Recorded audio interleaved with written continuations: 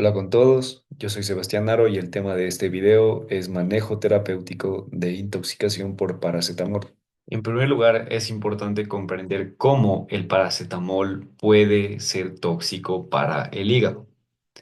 Entonces, una vez que se ha ingerido paracetamol y que éste ha llegado a través de la circulación portal hasta el hígado, allí va a ser inicialmente metabolizado por enzimas que lo conjugan con sulfato y con ácido glucurónico.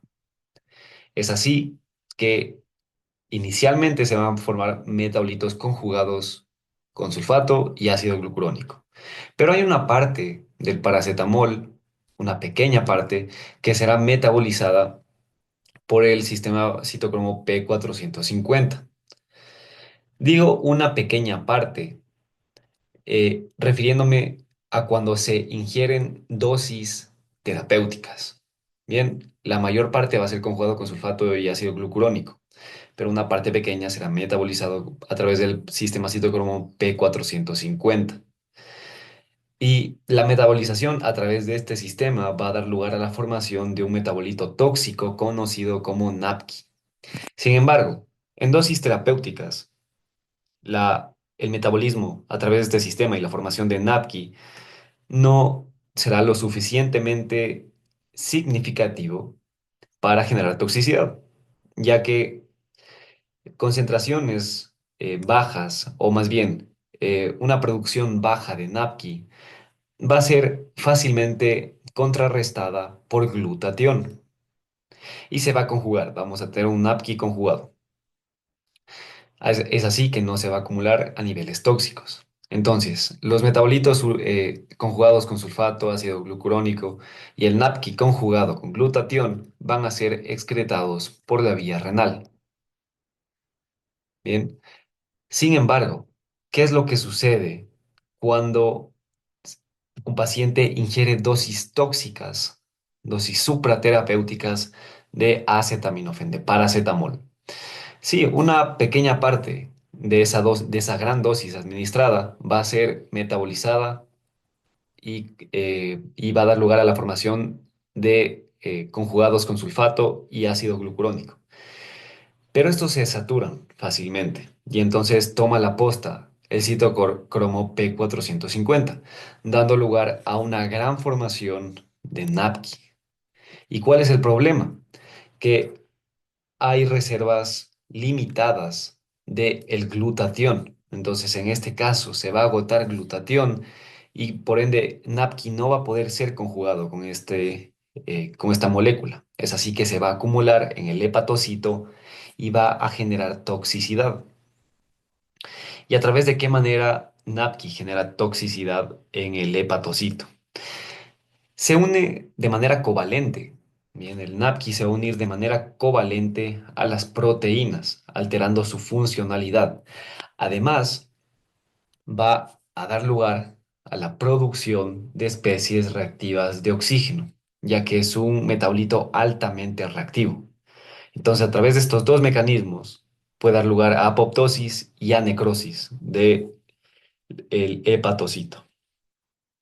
Y aquí es importante mencionarles el mecanismo de acción del antídoto para la intoxicación por paracetamol, que es la N-acetilcisteína. La N-acetilcisteína es precursora de la L-cisteína.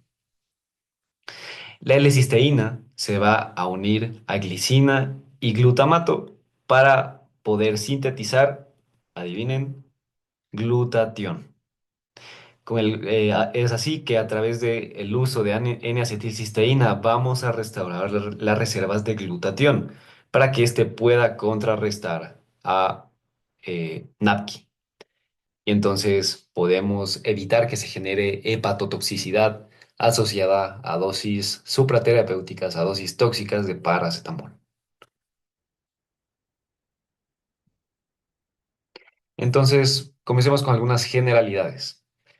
El envenenamiento o intoxicación por paracetamol es de las causas más comunes de envenenamiento y fallecimiento relacionados a medicamentos. Y esto puede darse con ingestiones agudas, es decir, que el paciente en una sola toma haya ingerido unas 30 pastillas de paracetamol, o bien con ingestiones repetidas de dosis supraterapéuticas en un periodo mayor a 24 horas. Las claves del manejo de la intoxicación por paracetamol van a ser la estabilización del paciente, la administración del antídoto, que como les mencioné es la N-acetilcisteína, y la descontaminación gastrointestinal, que les voy a explicar más adelante. Entonces, comencemos con el abordaje terapéutico de la intoxicación por paracetamol. Si es que tenemos un paciente con historia confiable, es decir, que sabemos claramente cuándo fue la ingestión o hace cuánto tiempo fue la ingestión, e ingestión aguda, es decir, que la ingestión se ha dado en un periodo menor a 24 horas, vamos a eh, dividirlo de acuerdo a las horas tras la ingestión. Si es que el paciente se presenta dentro de las 8 horas posteriores a la ingestión, vamos a medir las concentraciones o los niveles de transaminasas, AST, ALT. Si es que no hay evidencia de daño hepático, es decir, no hay elevación de AST o ALT, vamos a obtener las concentraciones de acetaminofén y vamos a utilizar el nomograma revisado de Rumac-Batio, que es este de aquí. Este nomograma relaciona el tiempo tras la ingestión con un tiempo máximo de 24 horas con la concentración en sangre de acetaminofén. Entonces, si obtenemos concentraciones que superan la línea terapéutica que nos da el nomograma de Rumac-Matthew, esto amerita el uso de acetilcisteína, ya que concentraciones por encima de la línea de tratamiento en un momento dado tras la ingestión nos indica que el paciente probablemente va a desarrollar hepatotoxicidad. Por lo tanto, es importante administrar el antídoto. Como les menciono, este nomogramo solo se puede utilizar tras 24 horas, hasta 24 horas tras la ingestión. Bien, esto es lo que se conoce como ingestión aguda. Entonces, si es que el paciente nos refiere que la ingestión ha sido en un periodo mayor a 24 horas, o el familiar nos refiere que ha sido por un periodo mayor a 24 horas, y que, o bien que no está claramente definido cuándo fue el último momento tras la ingestión. A esto es lo que se conoce como historia poco confiable y no vamos a poder utilizar el nomograma de Rumac-Matthew. Bien, entonces, como les digo, si es que supera la línea de tratamiento, amerita el uso de acetilcisteína. Si es que inicialmente las transaminasas ya están elevadas o están por encima del valor basal crónico en pacientes que ya manejaban niveles altos de transaminasas, vamos a iniciar directamente con acetilcisteína, independientemente de las concentraciones de acetaminofén. En todos los pacientes con intoxicación por paracetamol, eh, podemos o pueden requerir el uso de fluidos intravenosos y de antieméticos. Una consideración importante es que si se administra acetilcisteína de manera oportuna dentro de las 8 horas posteriores a la sobredosis y antes del inicio de la lesión hepática, es poco probable que el paciente desarrolle hepatotoxicidad significativa y que fallezca debido a intoxicación por paracetamol. Bien, eso para los pacientes que se presentan dentro de las 8 horas posteriores a la ingestión. Ahora, si es que se presentan dentro de las 4 horas posteriores a la ingestión, es importante recordar que el paracetamol va a tener, eh, el paracetamol que se administra por vía oral va a ser absorbido casi por completo dentro del periodo de 4 a 8 horas. Bien, entonces a partir de las 4 horas ya la mayor parte va a ser absorbida, o al menos va a alcanzar concentraciones que pueden llegar a ser tóxicas. Entonces, en estos casos se amerita el uso de descontaminación gastrointestinal y para ello vamos a utilizar esencialmente carbón activado. Bien, el carbón activado va a evitar la absorción de paracetamol en el tracto gastrointestinal y vamos a utilizar 1 gramo por kilogramo, máximo 50 gramos en monodosis Y aquí importante considerar las contraindicaciones, que es obstrucción gastrointestinal y estado mental alterado con vía aérea no protegida. Otra opción de descontaminación gastrointestinal es el lavado gástrico y la inducción de emesis, para el cual suele utilizarse jarabe de ipecacuano, pero no suele utilizarse de forma rutinaria, ya que la combinación de lavado gástrico más carbón activado se ha visto que no provee beneficio adicional al uso de solo carbón activado. Además, el uso o la inducción de emesis puede llegar a generar vómito persistente que puede llegar a evitar la administración oportuna de acetilcisteína por vía oral. Entonces, solo suele utilizarse carbón activado. Tras la descontaminación gastrointestinal, vamos a obtener concentraciones de acetaminofén a las 4 horas de la ingestión. Y el objetivo va a ser determinar la necesidad de utilizar acetilcisteína. Ya, entonces para ello vamos a utilizar nuevamente el nomograma de Rumac-Mathew. Si antes de las 4 horas ya presenta estado mental alterado, acidosis metabólica, eh, ya esto es indicación para iniciar acetilcisteína.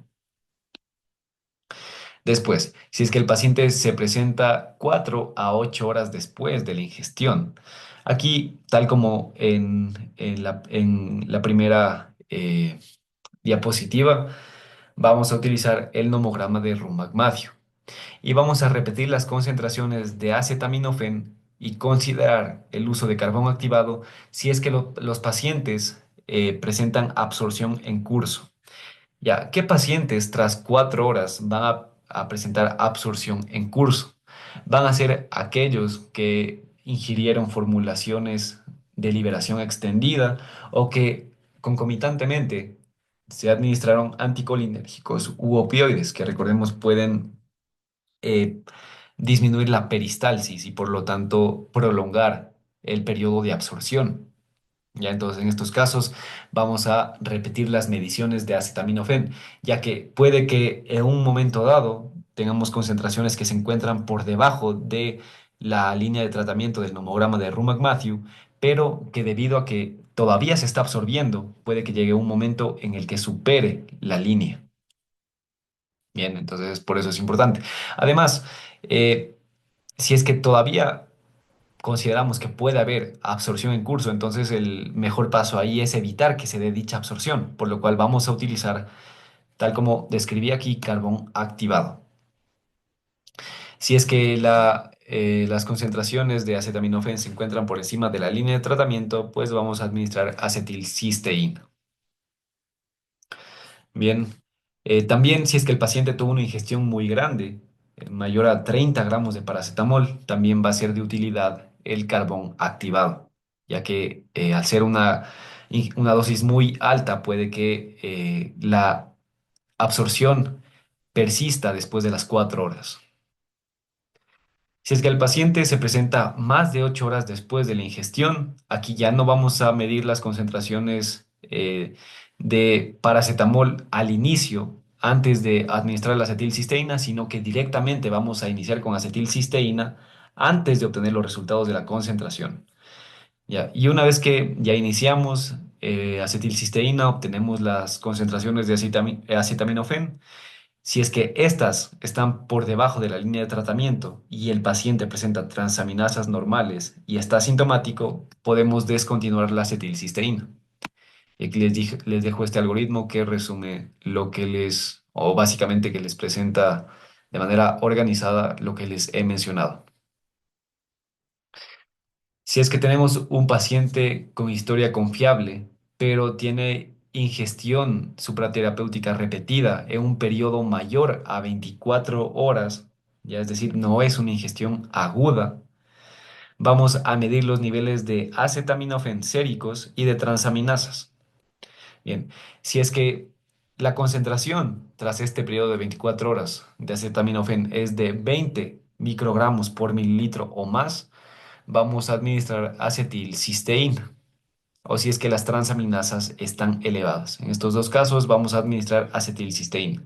Aquí nuevamente les menciono, no se puede utilizar el nomograma de Rumac-Mathew, ya que este está realizado o está diseñado para ingestión aguda.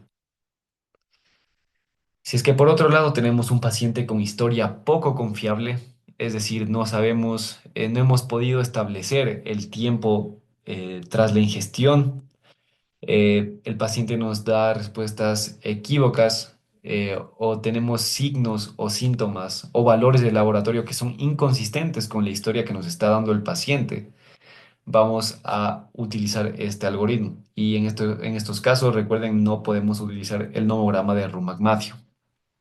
Entonces, lo primero es medir concentraciones de acetaminofén y transaminasas. Si es que tenemos concentraciones de acetaminofén menores a 10 microgramos por mililitro, más transaminasas normales o si es que están elevadas de manera crónica, que no superen este valor basal crónico, no se administra acetilcisteína. Si es que por otro lado superan los 10 microgramos por mililitro y tienen transaminasas elevadas, vamos a iniciar acetilcisteína, vamos a continuar la acetilcisteína por 12 horas y vamos a repetir la concentración de acetaminofén y a este ALT a las 12 horas.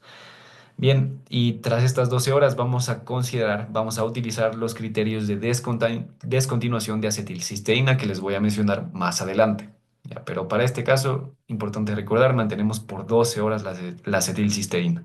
Siguiente escenario, pacientes con daño hepático. Entonces aquí directamente ya vamos a administrar acetilcisteína, siempre y cuando tenga historia de ingestión de acetaminofén y tenga signos y síntomas de daño hepático, que son náusea, vómito, dolor abdominal, transaminasas elevadas, ictericia, lesión renal, coagulopatía, encefalopatía hepática o edema cerebral. Algunas consideraciones importantes es que los pacientes con daño hepático usualmente suelen presentarse de manera tardía, 12 a 24 horas después de la ingestión.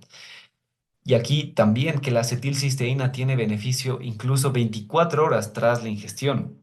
El beneficio de la acetilcisteína, importante saber, es máximo dentro de las 8 horas tras la ingestión, pero hay beneficio incluso después de las 24 horas.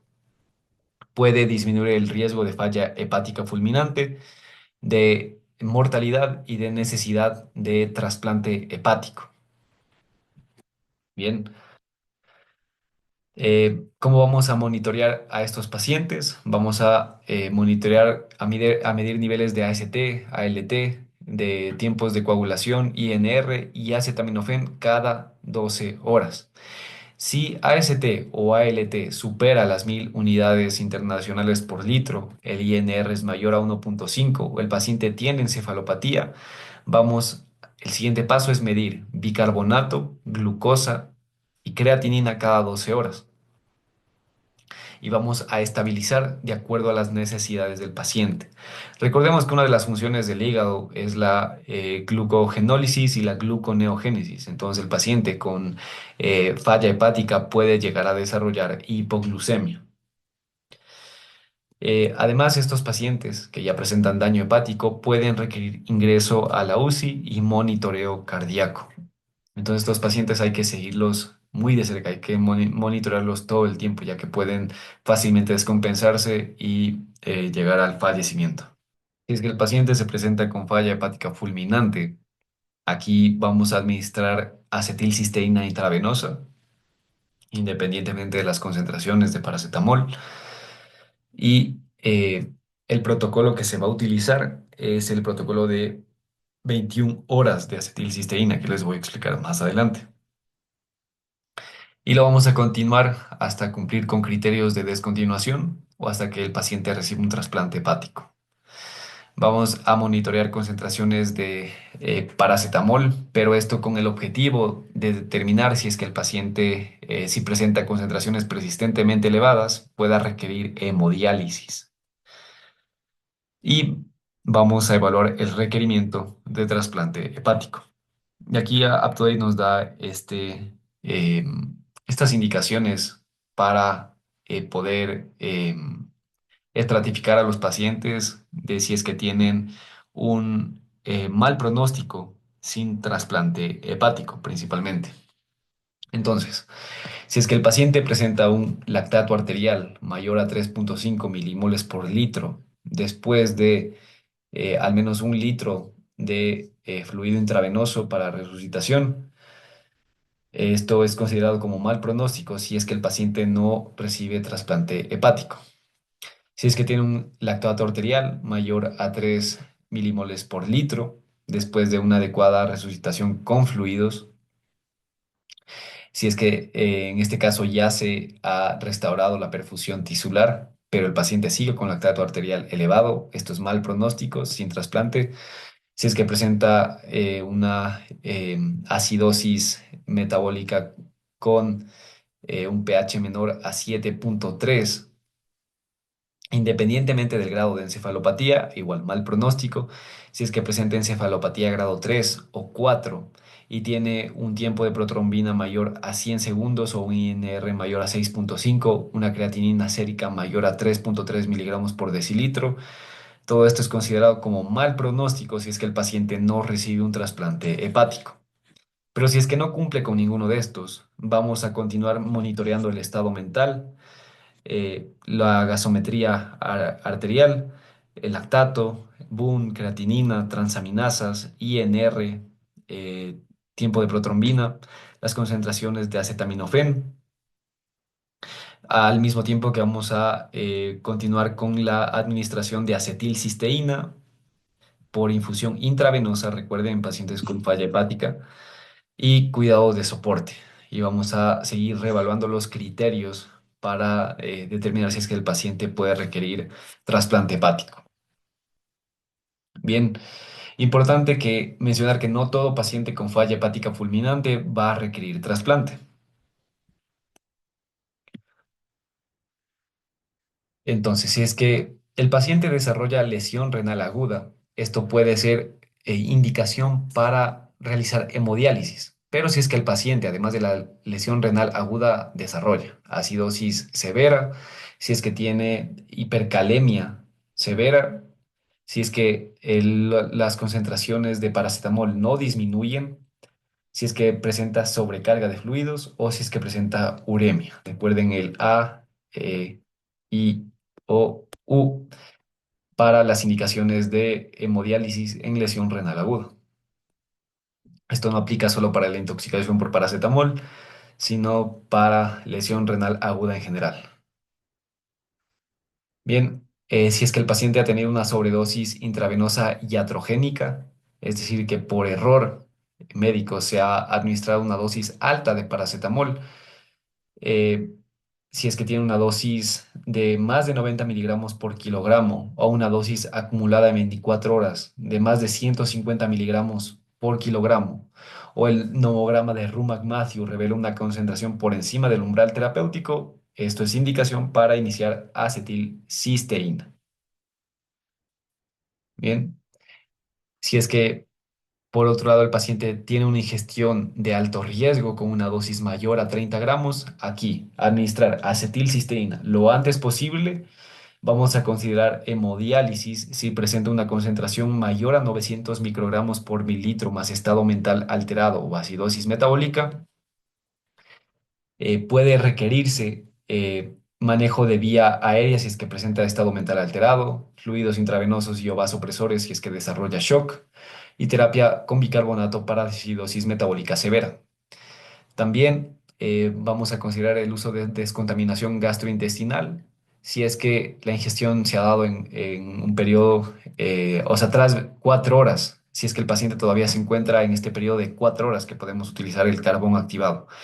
Aunque si hay evidencia de nueva cuenta de concentraciones en aumento eh, posteriores a las 4 horas, vamos a administrar carbón activado. Bien, ahora, ¿cómo es la administración de la acetilcisteína y cómo vamos a monitorear? Tenemos tres protocolos para utilizar acetilcisteína. Esta regla se debe cumplir en todos ellos, que es que se debe administrar al menos 300 miligramos por kilogramo de acetilcisteína oral o intravenosa durante las primeras 20 a 24 horas. El régimen más utilizado es el de 21 horas intravenoso, aunque tenemos la alternativa de 20 horas simplificado, el de 72 horas oral, y el que nos recomienda UpToDate es el de administración hasta cumplir con los criterios de descontinuación. Todo esto ya les voy a explicar. Entre el uso de acetilcisteína intravenosa versus acetilcisteína oral, ambas son opciones aceptables, pero se va a favorecer el uso de la vía intravenosa en pacientes que tengan vómito intratable, que tengan contraindicación a la administración oral como riesgo de aspiración debido a estado mental alterado, pancreatitis, ilio, obstrucción, lesión intestinal, que tengan falla hepática, se rehúse a la administración oral o que sea una paciente embarazada. Algo que es importante tener en consideración es que la infusión de acetilcisteína intravenosa puede provocar una reacción anafiláctica no alérgica, especialmente durante la primera hora y hasta las 5 horas tras la ingestión, tras la administración. Es importante entonces contar con personal y equipo necesario para tratar anafilaxia. Bien, entonces aquí están las reacciones que pueden desarrollarse con acetilcisteína. No solo es anafilaxia, puede ir desde enrojecimiento sin prurito ni urticaria, urticaria, angioedema o síntomas respiratorios y anafilaxia. Ya, y aquí está el tratamiento que vamos a administrar de acuerdo a la reacción que se dé. Y aquí el manejo más detallado de la anafilaxia, por si lo necesitan. Bien, entonces, si es que los pacientes desarrollan anafilaxia y van a continuar con la infusión intravenosa de acetilcisteína, estos pueden requerir monitoreo en un entorno de cuidados críticos por si vuelven a desarrollar una reacción. Vamos entonces a ver en qué consiste el protocolo intravenoso de 21 horas. Este protocolo está aprobado por la FDA y consiste en una dosis de carga inicial de 150 miligramos por kilogramo intravenoso por 60 minutos. Después, una segunda dosis de 50 miligramos por kilogramo en infusión por 4 horas. Aquí va a ser de 12,5 miligramos por kilogramo por hora. Eh, y la última dosis va a ser de 100 miligramos por kilogramo en infusión por 16 horas. Es decir, 6,25 miligramos por kilogramo por hora. El tratamiento puede extenderse en pacientes que tienen ingestiones grandes o presentan transaminasas persistentemente elevadas. Después tenemos el protocolo oral, que es de 72 horas. Eh, Utilizamos una dosis de carga de 140 miligramos por kilogramo oral, seguido de una dosis de 70 miligramos por kilogramo oral cada 4 horas hasta cumplir con criterios de descontinuación o hasta alcanzar las 72 horas.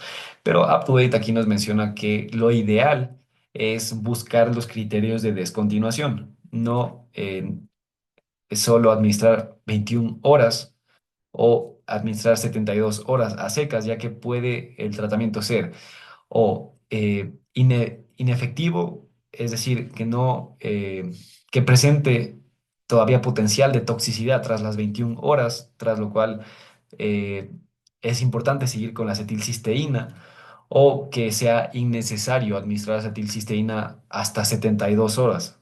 Bien, entonces aquí nos recomienda guiarnos principalmente por los criterios de descontinuación. No se requiere ajuste de dosis si es que el paciente fue tratado con carbón activado. Y algo que puede limitar el uso de la acetilcisteína es que puede generar vómito e intolerancia por la vía oral debido al olor y sabor que tiene este medicamento. Algunas estrategias para paliar las náuseas y el vómito es utilizar ondansetron, diluir acetilcisteína en jugo o gaseosa para formar una solución al 5%. Vómitos persistentes, a pesar de antiemético, pueden ya ser una indicación para administrar acetilcisteína intravenosa. Vamos a ver dosis en poblaciones especiales. eh, si es que el, el paciente presenta concentraciones séricas iniciales mayores a 300 microgramos por mililitro, aquí la última dosis, la tercera dosis en el protocolo de 21 horas, va a ser mayor. Ya no va a ser de 6,25 miligramos por kilogramo por hora, sino 12 miligramos por kilogramo por hora en la infusión de 16 horas. Si es que el paciente recibe hemodiálisis, eh, las dosis que va a recibir van a ser de al menos 12,5 miligramos por kilogramo por hora, si es que recibe acetilcisteína intravenosa. Pero si es que recibe acetilcisteína por vía oral, no requiere ajuste. Y aquí están los criterios de descontinuación, ya que es lo que nos recomienda UpToDate utilizar. Vamos a detener el tratamiento con acetilcisteína luego de una administración mínima de 300 miligramos por kilogramo durante 20 a 24 horas, más el cumplimiento de los siguientes criterios. El uno es concentración de acetaminofén menor a 10 microgramos por mililitro, INR menor a 2, transaminasas normales o que hayan disminuido 25 a 50% con respecto al pico desarrollado durante la intoxicación y paciente clínicamente estable, sin náuseas, vómito ni dolor abdominal. Si es que no se cumplen estos criterios, vamos a continuar con la acetilcisteína, 6,25 miligramos por kilogramo por hora en la vía intravenosa o 70 miligramos por kilogramo cada 4 horas si es que utilizamos la vía oral. Vamos a evaluar cada 12 horas el estado del paciente, AST, ALT, INR y concentración de acetaminofén para ver si es que se cumplen los criterios de descontinuación. Y así en ciclo. Bien, ahora vamos con algunos casos especiales. Pacientes embarazadas. Aquí se prefiere, como ya mencioné antes, el uso de acetilcisteína intravenosa, ya que reduce el riesgo de vómito y permite alcanzar niveles terapéuticos más rápidos en el feto, que es importante considerar que el acetaminofén puede pasar a través de la barrera hematoplacentaria, llegando al feto, pudiendo causar necrosis hepática en el feto. La dosis, duración, monitoreo y el uso del nomograma va a ser igual que en pacientes no embarazados, es decir, el manejo va a ser el mismo. Eh, Hay riesgo de eventos fetales adversos con la intoxicación por paracetamol debido al cruce de la barrera hematoplacentaria por parte del paracetamol. Y si es que hay una intoxicación perinatal, es decir, la paciente ingiere dosis tóxicas de paracetamol eh, durante el periodo antes, durante o, bueno, no después, sino antes o durante el parto, el neonato puede llegar a estar intoxicado y va a requerir acetilcisteína dosis estándar. Bien, aquí está el algoritmo de manejo para pacientes pediátricos. Primero, si es que hay errores iatrogénicos de dosificación, es decir, que se dan dosis muy altas de paracetamol.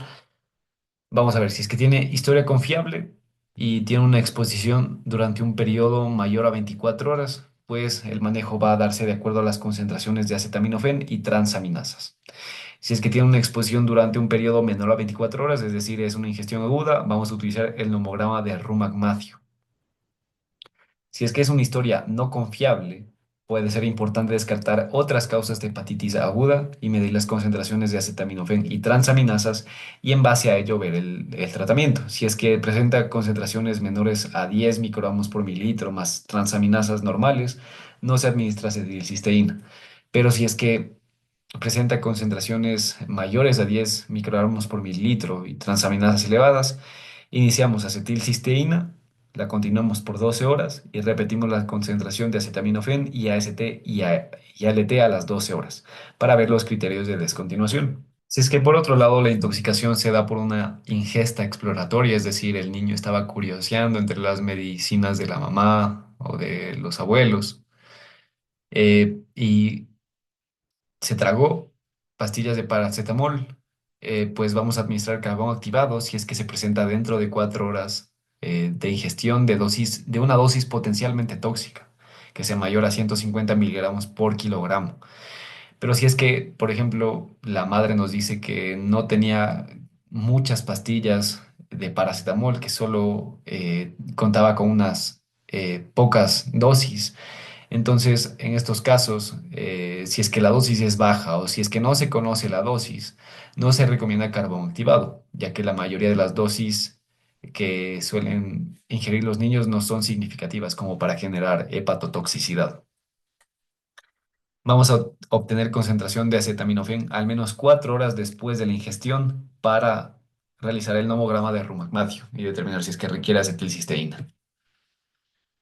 Y aquí está cómo diluimos de acuerdo al peso del paciente la acetilcisteína intravenosa. Importante eh, tener esto en consideración.